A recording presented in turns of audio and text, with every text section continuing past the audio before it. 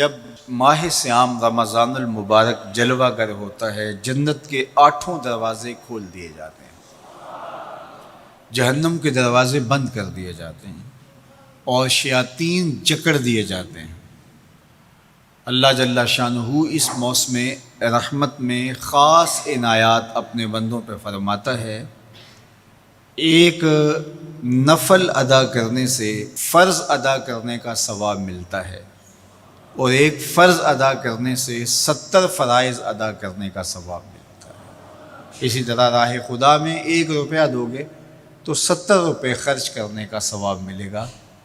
اسی طرح باقی نیکیاں بھی جتنی بھی ہم کرتے ہیں، وہ ایک نیکی کریں گے تو 70 گنا اجر ماہ سیام میں ہمیں نصیب ہوتا ہے۔ اس لیے اہل ایمان کا یہ طریقہ ہے کہ وہ اس مہینے میں کثرت کے ساتھ تلاوت کرتے ہیں،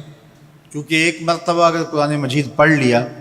تو 70 مرتبہ قرآن مجید پڑھنے کا ثواب نصیب ہوا۔ ماہ سیام میں چونکہ شیطان بندھا ہوا ہوتا ہے، تو ہم اپنے آپ کو نیکی کی طرف اگر لانا چاہیں تو اتنی رکاوٹیں نہیں ہوتی جتنی عام دنوں میں ہوتی ہیں، لیکن اس کے باوجود بہت سارے لوگ ہیں جو رات کو بڑا پکا ارادہ کر کے سوتے ہیں کہ میں صبح وقت پہ اٹھوں گا اور نوافل بھی پڑھوں گا اور نماز بھی ادا کروں گا، لیکن جب صبح ہوتی ہے تو انہیں یا تو جاگ نہیں آتی یا نیند سے بیدار ہو جاتے ہیں، بستر سے اٹھا نہیں جاتا۔ جب کہ وہی شخص انہوں نے صبح سبزی منڈی جانا ہو تو چھلانگ لگا کے اٹھتے ہیں اور سبزی منڈی پہنچتے بھی ہیں۔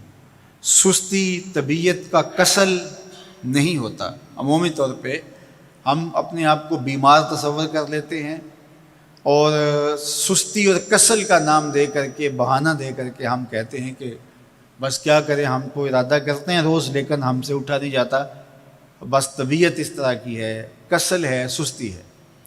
یہ بات ذہن میں رکھیے گا کہ ارادہ کرنے کے باوجود بھی صبح جب ہم اٹھ نہیں پاتے یا کوئی بھی نیکی کا کام ہم کرنے کا ارادہ کرتے ہیں تو ارادہ کرنے کے باوجود ارادہ ہی رہ جاتا ہے، ہم کر نہیں پاتے، تو اس کا سبب یہ ہوتا ہے کہ بہت سارے ہم گناہ کر چکے ہیں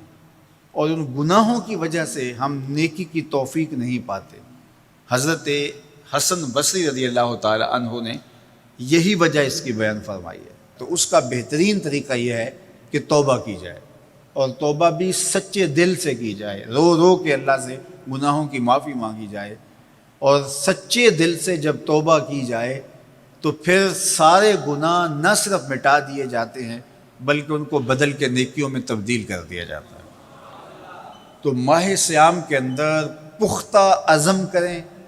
اور اس عزم کو عمل کی شکل دینے کے لیے سچی توبہ کریں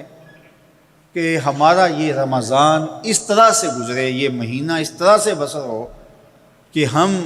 اس مہینے میں اللہ تعالیٰ کی قربت حاصل کر لیں، ہم گناہوں سے پاک ہو جائیں اور ہم جو ثمرات ہیں، جو فوائد ہیں اس مہینے کے، وہ ہم سمیٹ سکیں۔ تو یہ وہ مہینہ ہے جس کے انتظار میں میرے اور آپ کے آقا و مولا اپنی آنکھیں لگائے ہوتے تھے اور دن گن گن کے وقت گزارتے تھے کہ ماہ سیام آ رہا ہے۔ تو اس مہینے کا عزت کے ساتھ، تکریم کے ساتھ، اعزاز کے ساتھ استقبال کرو اور اس کو پلکوں پہ بٹھاؤ، اس کو دل پہ بٹھاؤ۔ اس مہینے کی تکریم یہ ہے کہ اس میں ہر برا کام چھوڑ دیا جائے۔ اگر کوئی شخص برا کام نہیں چھوڑتا اور روزے رکھتا ہے تو میرے اور آپ کے آقا و مولا کا ایک فرمان سن لیجئے، من لم یدع قول الزور والعمل بہ فلیس للہ حاجۃ فی ان یدع طعامہ وشرابہ۔ فرمایا کہ جو جھوٹ اور برے کام نہیں چھوڑتا، اس کے بھوکا اور پیاسا رہنے کی اللہ کو کوئی ضرورت نہیں ہے۔ تو روزہ خوراک بچاؤ مہم نہیں ہے جو چلائی جاتی ہے، بلکہ یہ تزکیہ نفس کا موسم ہے، باطن کی صفائی کا موسم ہے۔ اور باطن کی صفائی نہیں ہوتی جب تک ہم کوشش کریں۔ آپ کے بدن پہ بہت ساری میل چڑھی ہوئی ہے اور جمی ہوئی ہے بدن کے ایک ایک عضو پہ میل، تو آپ پانی میں چھلانگ لگا کے باہر بھی آ جاتے ہیں تو میل نہیں اترتی، چلو کچھ نہ کچھ فرق تو ضرور پڑ جاتا ہے، لیکن میل نہیں اترے گی۔ میل کب اترے گی؟ جب آپ اپنے بدن کو مل مل کے اس کے اوپر صابون لگا کر کے اچھی طرح سے اس کو جب اتاریں گے محنت کوشش سے،